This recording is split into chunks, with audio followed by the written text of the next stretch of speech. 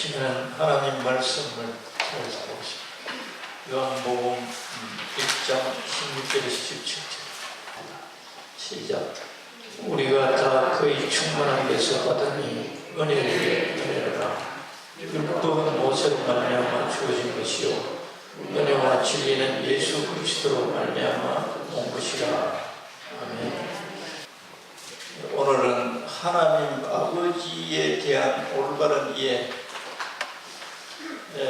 하나님을 살아계신다. 우리가 믿죠. 하나님 살아계신다. 근데 하나님이 어떠신 분이냐? 이제 성품으로 말할 수 있죠. 성품뿐만 아니라 능력. 오늘은 이 바른 이해 가운데 그 성품에 대해서 우리 사람들 각자가 성품이 각기 다르죠.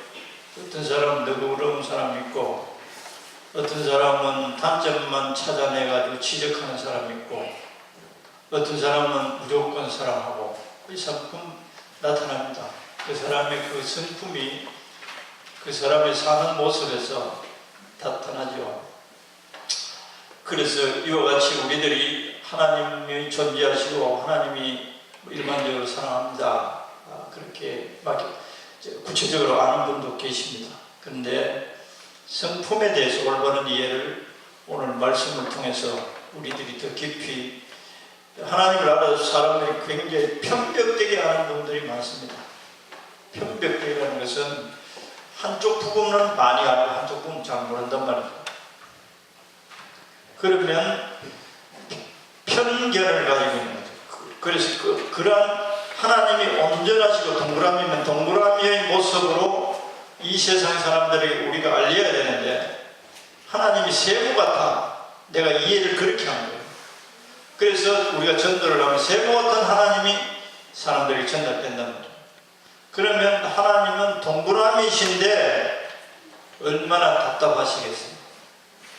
나는 동그라미야. 왜 나를 자꾸 세모라고 너 생각하고 있느냐? 그리고 왜 다른 사람들에게 세모라고 알려주고 있느냐? 나는 동그라미야. 그렇게 하나님은 안타까워할 수 있겠죠. 근데 유대인들은 하나님을 동그라미 하나님이라고 우리가 가정을 한다면 세모답게 육각형 이런 하나님으로 알려져 버렸어요. 그런데 하나님 말씀을 하시죠. 나는 이런 하나님이다. 나는 이런 하나님이야. 온 천지를 창조했고 내가 너희들을 만들고 한 역사, 또 우리는 지금 신약시대, 구약시대에 하나님이 하신 역사, 이 역사는 이스라엘 백성들과 주로 관계를 맺고 하나님 역사하신 내용들을 쭉 읽고 그 역사를 통해서 하나님이 어떤 분인가를 대충 알아요. 대충 아는데, 제가 목회를 하면서 성경을 보고 하나님을 알아간다고 하면서도 상당히 편벽되이 알아 있는 부분도 상당히 있구나, 이것을 느껴요. 온전하게 하나님은 하나님을 알기를 원하세요. 그래서 유대인들은 하나님을 세상 사람들이 잘못 알린 겁니다. 그래서 예수님이 그래서 오셨어요. 또 예수님이 오셔서 제자들에게도 알려줘도 그게 또 그렇게 되는 거예요. 하나님을 하나님으로 제대로 알려줘야 하는데 잘 몰라요. 천주교, 처음에는 우리 개신교 이런 거 없었습니다. 천주교 하나뿐이었어요. 근데 천주교 신부님들이 하나님을 잘못 알았어요. 세상 사람들이 하나님 잘못 알려줬고, 천국 가는 길을 이 사람들이 잘못 가르쳐줘서 천국 못 들어가는 수많은 사람들이 지우고 있는데 하나님 너무너무 안타까웠어요. 오늘날도 우리들이 개신교회에서도 하나님을 어느 부분은 잘 알고 있으나 어느 부분에서는 잘못 오해하고 있을 수 있습니다. 그래서 오늘 한 부분, 아주 짧은 20분, 30분 시간 가지고는 찝쩍거리다가 마치는 꼴대죠. 하나님의 성품 가운데 이제 우리들이 내 자신이 얼마나 하나님을 바르게 알고 있느냐, 온전하게 잘 이해하고 있느냐, 이것을 내 자신이 점검해 볼 수 있습니다. 말을 들어보면 알 수 있어요. 그 사람이 예수 믿는 집안이다, 자식들이 있다, 또 남편이 있다, 또 친척이 있다, 또 주위 관계 맺는 친구들이 있다, 이런 사람들 다 하고 대화를 나누는 것을 들어보면, 또 내가 한 대화를 다시금 돌이켜 생각해 보면 내가 하나님을 어떻게 알고 이해하고 있는지를, 자기는 명확하게 이렇게 알고 있다고 말하지만 자기의 말 속에 자기가 하나님을 어떻게 알고 있는가를 알 수가 있어요. 객관적으로 나는 하나님을, 이런 하나님을 알고 있다. 그런데 실상은 그렇게 알고 있지 않는 것이 나타나는데, 그것은 그 사람의 말 속에서 나타나요. 아이가 뭐 잘못했다, 하나님께 벌받는다는데요.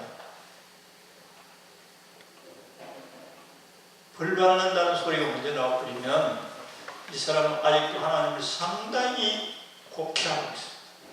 벌 주시기도 하십니다. 나는 하나님을 그렇게 알려서는 안 됩니다. 내 자신도 그렇게 알아서는 안 되고, 벌이 우선이 아니고.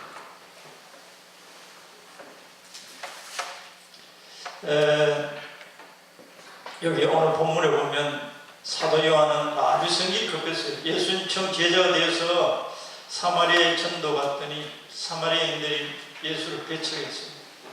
그래서 얼마나 성질이 급했는지 불로 내리고 저들 심판에 태우고, 사도 요한이 그랬습니다. 그때 초기에 예수님을 이제 알아봤자 1, 2년 정도 상태에서 그랬는데, 그러다가 사도 요한은 제일 오래 살았습니다. 제자 가운데 한 100수 이상 했었어요. 그 사도 요한이 성경이 요한 1서, 2서, 3서가 요한 사도가 썼습니다. 거기 보면 끝없이 사랑이라는 이야기만 나와요. 단어로 연구를 해보면 사랑이라는 말은 계속 이겨져요. 그리고 사도 요한이 나중에 백수가 갖게 된 머리가 하나님 불을 받을 때 돼서, 이거는 성경에 없습니다. 전설에 의하면 사도 요한이 교회에 가서 내가 눈물이 차.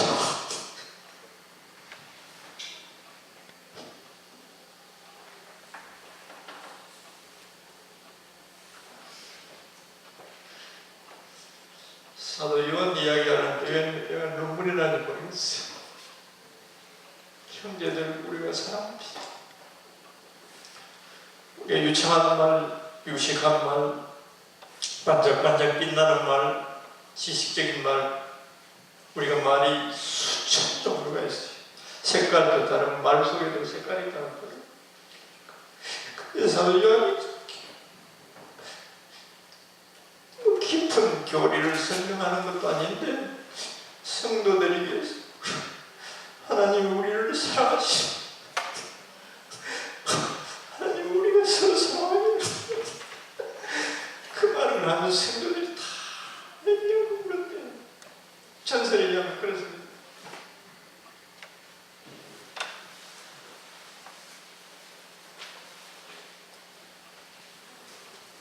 그 사도 요한이 이제 요한복음을 쓴 겁니다. 성령에 의해서 감동을 받고 썼는데, 이 하나님을 사도 요한도 이제 많이 신앙의 연조가 지나면서 우리 초기에 알고 있었던 하나님의 그냥 주저앉고 내가 다 알고 있다라고 생각하면 신앙이 하나님을 그 편백되게 알고 있을 수밖에 없어요. 지속적으로 하나님을 알고자 하는 그 마음을 가지고 추구하면 하나님을 넓게 풍성하시고 사랑이 많으시고 능력이 크십니다.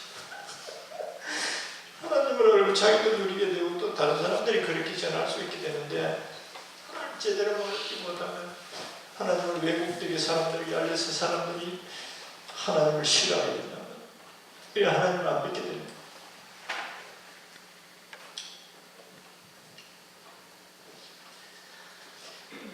오늘 그 16절에서 17절 그 단어가 은혜라는 단어, 구약의 은혜라는 단어 나옵니다.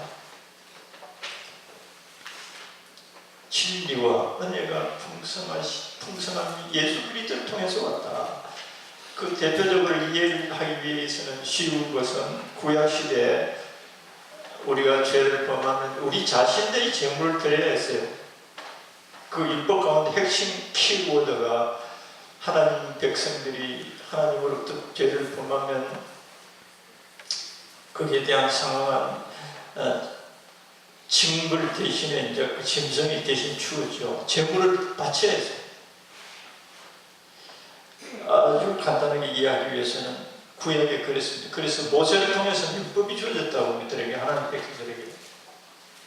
근데 예수님이 오시고부터 예수님을 통해서 우리들에게 무엇이 주어졌느냐? 진리와 은혜가 부어졌다는 거예요. 진리와 은혜가 충만하다는 거예요. 그래서 그 은혜와 진리를 우리가 충만히 받을 수 있다는 거예요. 간단한 개념만 오늘 이해하시면 되겠습니다. 은혜라는 단어. 은혜는 아이들에게도 이제 우리들이 각각 말하지, 사람들에게 말할 때 너가 하나님 죄져서 벌 받는다, 벌 받지 않기 위해서 죄 짓지 말라, 이런 게 아니에요.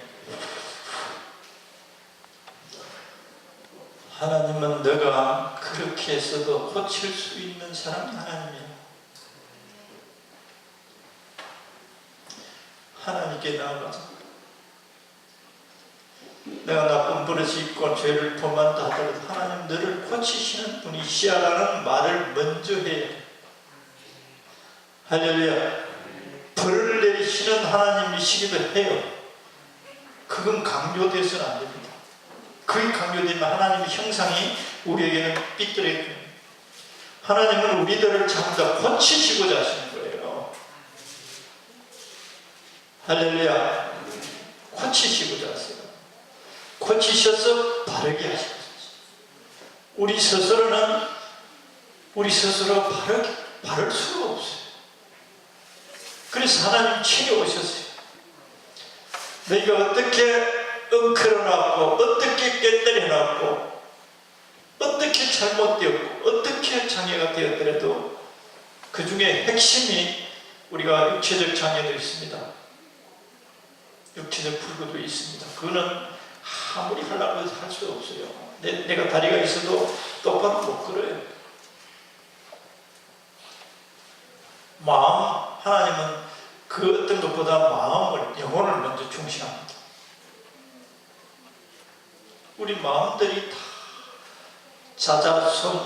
조상들로부터 마음이 전부 장애가 돼요. 마비가 돼요. 사람이라는 형체는 있어요. 근데 사람의 이 마음이 가지각지, 전부 장애. 사람을 한 것도 사람이 안 돼요. 도박을 안 하려고 해도 도박이 돼. 내가 무정하지 않으려고 해도 무정함이 나타나요. 이기적이 되지 않으려고 애써도 이기적이 짓을 되버려요. 세상 쾌락을 사랑하지 않으려고 해도 세상 쾌락을 사랑하게 돼요. 그러면 하나님 아는 사람들은 좌절해요. 그리고 절망.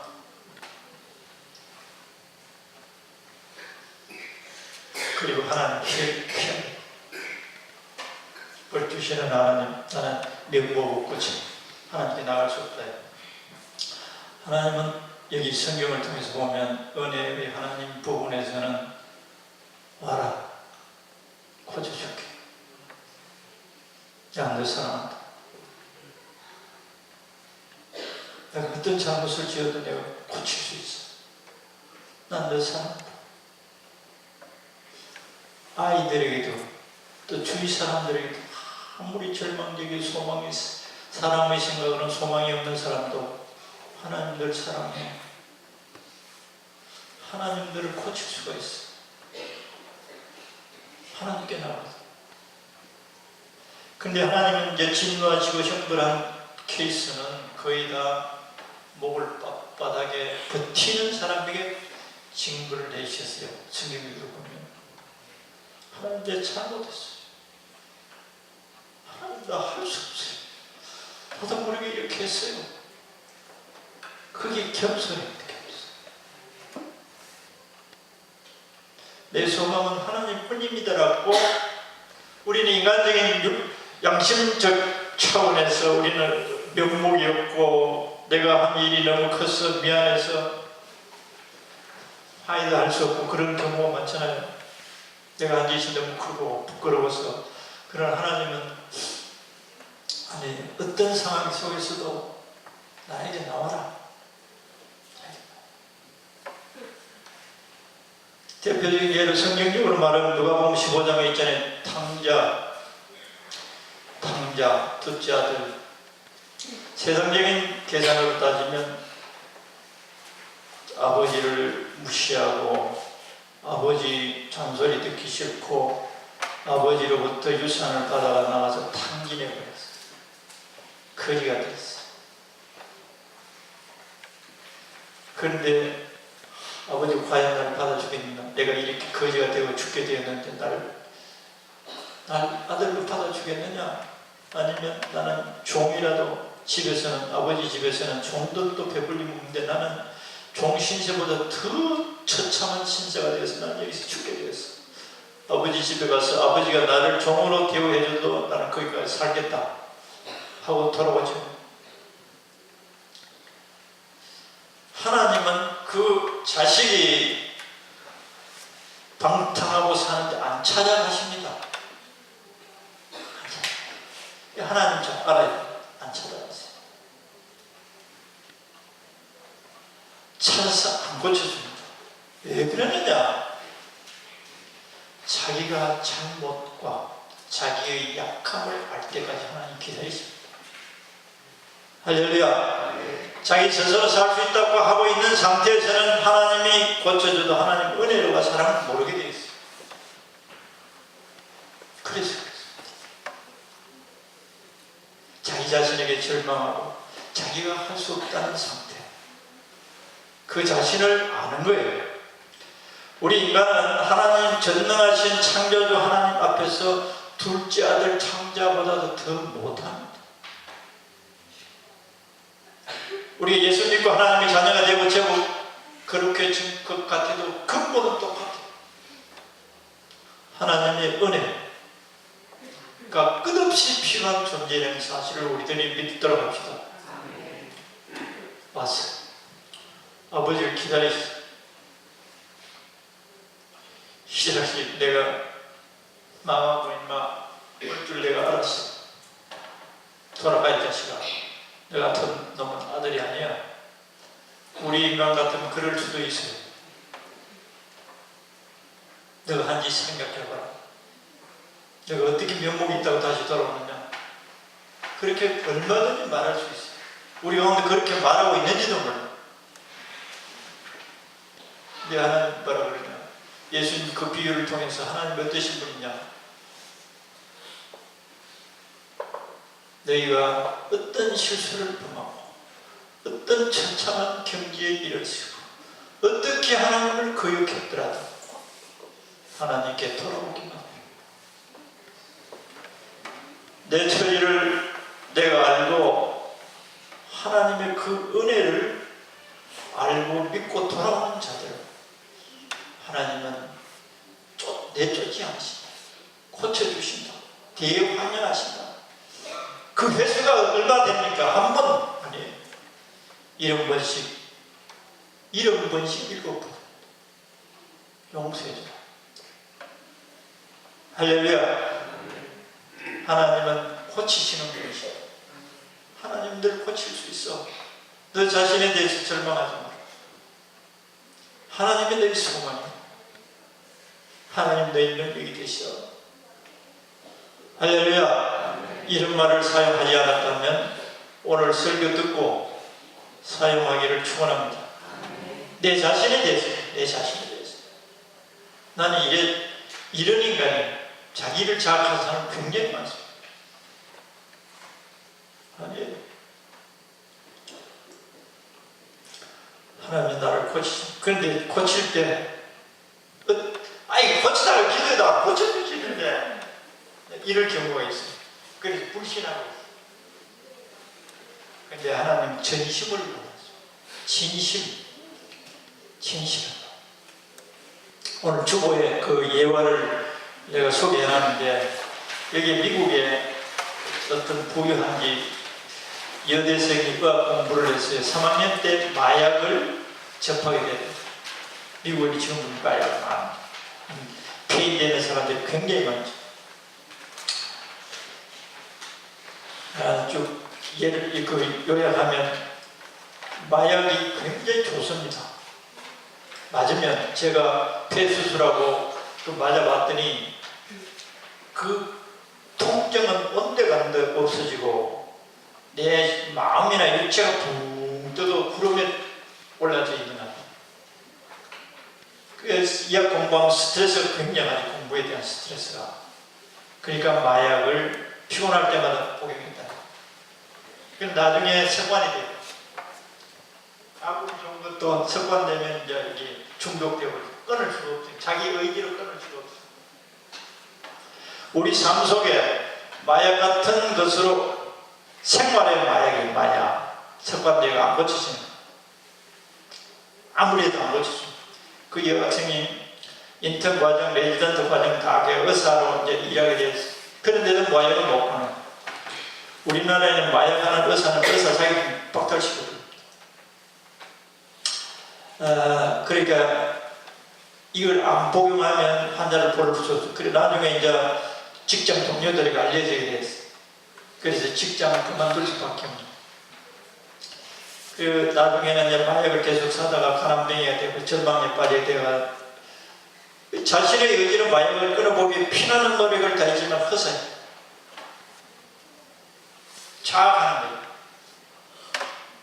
이런 인간, 그래서 자살하려 하고, 그러던 어느 날 비 오는 날 저녁에 자살을 결심하고 비를 잔뜩 맞으면서 뚝 옆의 저수지로 나갔다 뚝이 올라서서 여태껏 한 번도 불러본 적이 없는 하나님을 향해 무릎을 꿇고 기도하기 시작했다. 우리 인간적으로 내가 하나님 한도 아무것도 없는데 뭐 하나님께 나갈 수 있는 자격이 없는데 이런 생각을 할 수 있죠. 그런데 이 의사는 오 하나님, 나는 아무것도 할 수 없는 사람입니다. 이런 말을 하나님은 듣기를 굉장히 귀를 기울이고 있어요.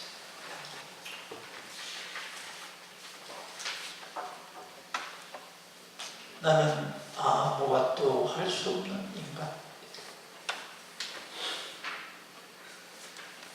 나를 구해 주시옵소서. 이게 하나님이 가장 기뻐하시는 기도예요. 할렐루야. 이 기도에 이러한 하나님을 찾으면 공짜로 주는 것이 은혜는, 이 사람이 하나님을 위해서 뭘 하거나 공부가 있거나 뭐 선한 일을 했거나 아무것도 없어도 이 기도에 하나님의 마음은 확 녹아버려. 불쌍함이, 긍휼함이 일어납니다. 이 사람이 어떤 행위를, 그전에 어떤 행위를 했든지 간에 이 기도에 하나님의 사랑의 마음이 확 흘러나옵니다.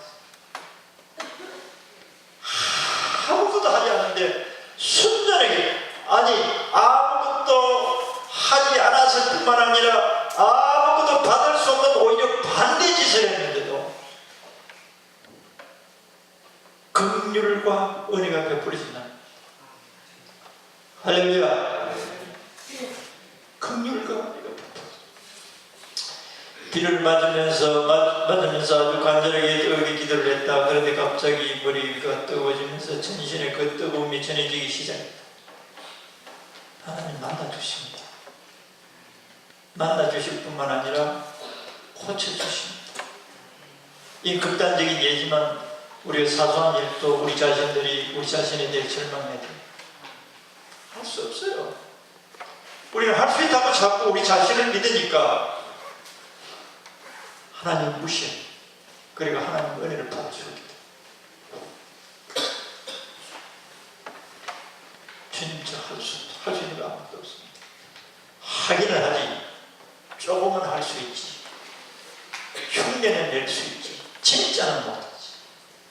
사랑도 조금만 할 수 있는 흉내를 낼 수 있지. 진짜 사랑도 용서도 다 그래요. 하나님의 말씀대로 사는 데 있어서, 하나님의 사랑으로 사는 데 있어서 우리 스스로 할 수 있는 게 아무것도 없어요. 조금 하는 흉내내는 것으로, 조금 하는 것을 진짜 하는 것으로 착각하지 마세요. 진짜 아무것도 없어요. 진정으로는 아무것도 할 수 없어요. 그리고 모든 인간들이 제대로 할 수 없다는 이 사실을 우리가 알 때 긍휼의 마음이 우리 속에 일어날 수 있다는 거예요. 할 수 있는데 하지 않으면 우리 questions 할 수 없어요. 예수 그리스도를 만나고 하나님의 긍휼과 은혜를 받기 전에는 아무것도 할 수 없어요. 이 사실을 우리들이 봐야 돼요. 이 세상 사람들 다 봐야 돼요.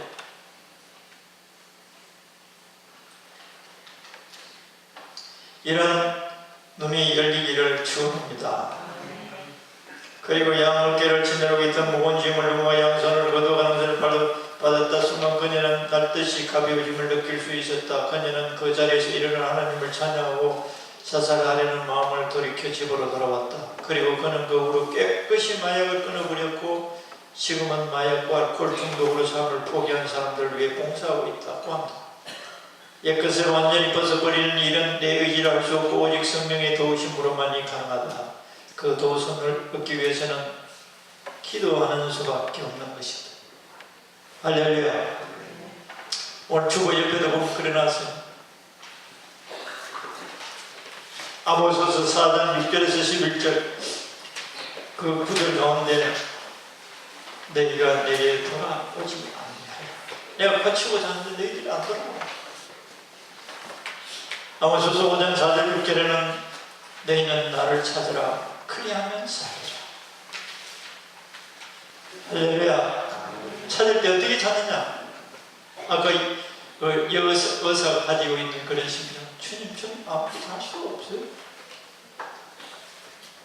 하나님으로부터 할 수 있게 되면 하나님의 영광을 드러내야 됩니다. 그게 하나님을 위해서 사는 삶이에요. 하나님의 이름을 높이는 거예요. 하나님은 이러신 분이십니다. 이게 우리가 하나님을 위해서 사는 삶이 됩니다. 아, 주님 내가 장사를 해봤는데 안 돼요.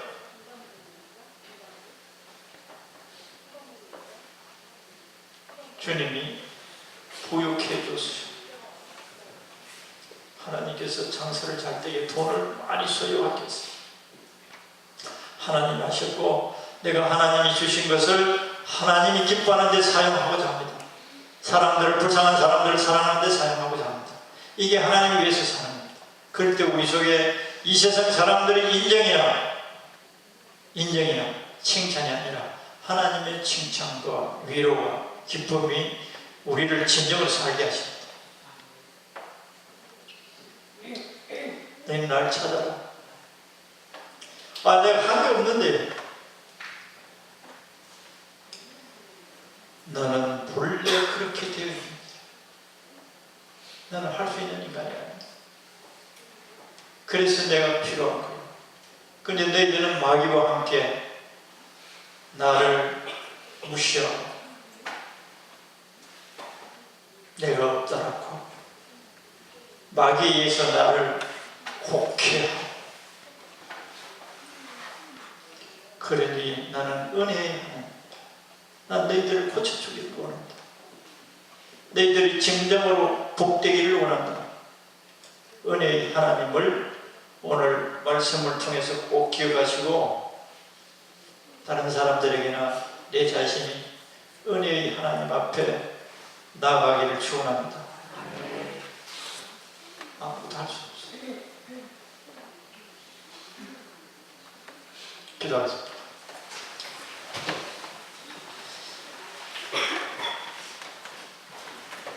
은혜의 하나님,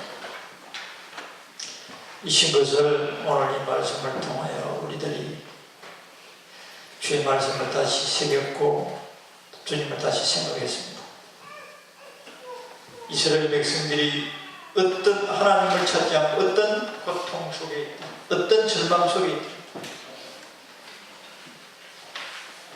내가 날 찾으면 내가 은혜를 베푼다. 하시는 주님의 음성이 오늘 또 우리들 모두에게 들려져서 주님께 소망을 두고 이런 기도를 하게 하시고 받아서 누리며 예수님을 이 땅 위에 증거하는 은혜의 하나님을 증거하는 우리들 다 되게 하옵소서. 예수님 이름으로 기도드리옵나이다.